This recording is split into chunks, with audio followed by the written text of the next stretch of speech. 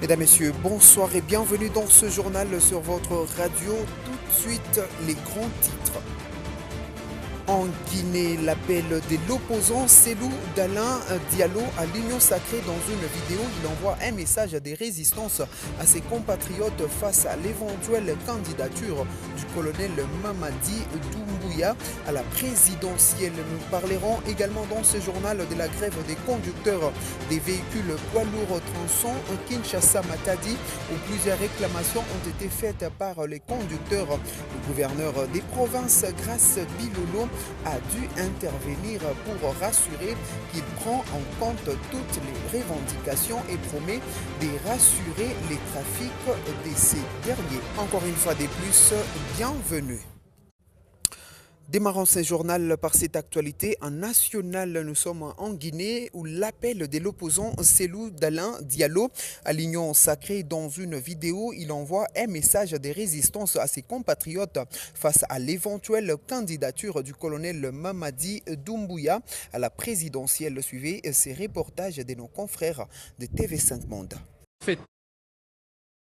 Dans la vidéo qui dure près de 3 minutes, l'opposant au président de l'Union des forces démocratiques de Guinée, UFDG, affirme tout d'abord que le général Mamadi Doumbouya, président de la transition, a fait tomber son masque et veut confisquer le pouvoir en se portant candidat à la prochaine élection présidentielle qui mettra fin à la transition.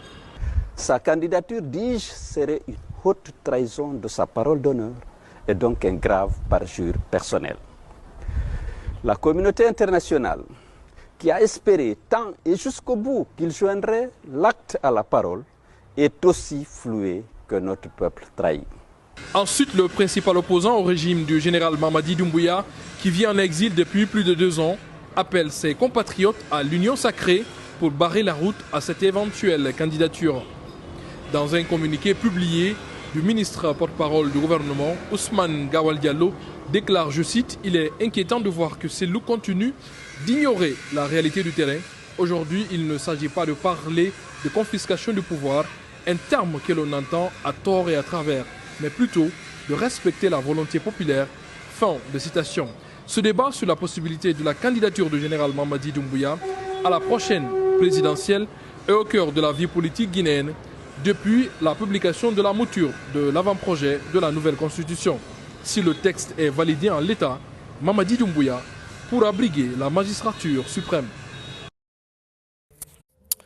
La grève des conducteurs des véhicules poids lourds tronçons Kinshasa-Matadi, plusieurs réclamations ont été faites par les conducteurs. Le gouverneur des provinces, Grace Bilolo, a dû intervenir pour rassurer qu'il prend en compte toutes les revendications et promet de mettre en place plusieurs mesures pour rassurer les trafics de ces derniers. Le gouverneur Grace Bilolo, pour son attachement envers la province et sa population. Suivez cet extrait choisi pour vous par la rédaction.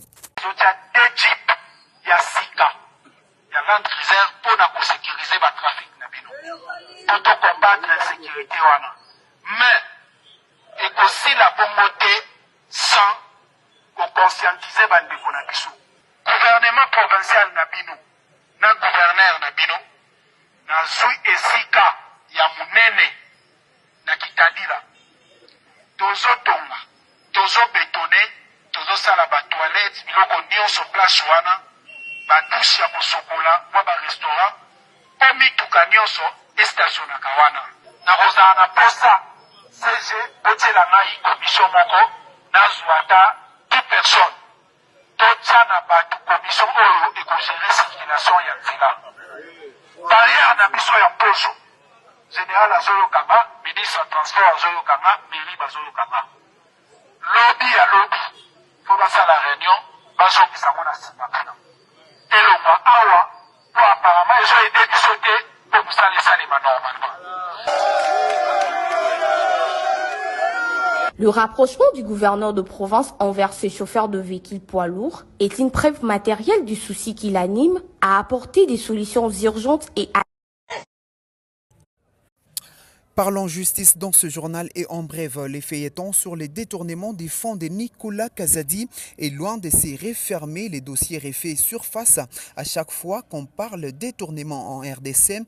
Nicolas Kazadi est à la première place sur la liste et plusieurs organisations veulent voir Nicolas Kazadi être jugé pour le fait lui reproché. C'est aussi le cas de l'organisation non gouvernementale Observatoire de la dépense publique.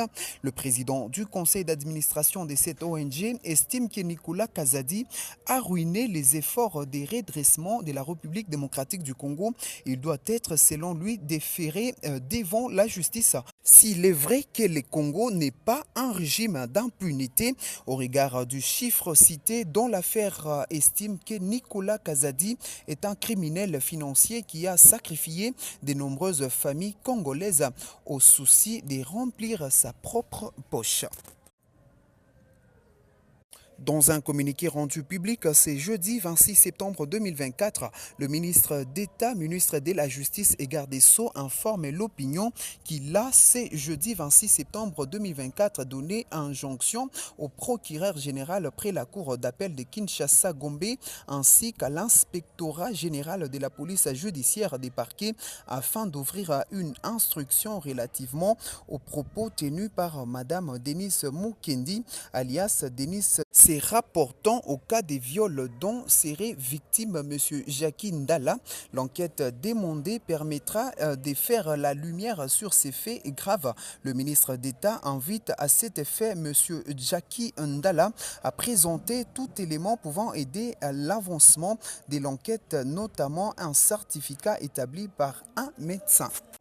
C'est la fin de ce journal sur la chaîne de la neutralité réelle, mesdames, messieurs. Merci de l'avoir suivi. Christian Mouchampa nous a coordonné et Steve Micha nous a réalisé. Nous allons vous retrouver très prochainement avec la même détermination de toujours bien vous servir. D'ici là, portez-vous bien et surtout prenez soin de vous car la santé reste prioritaire.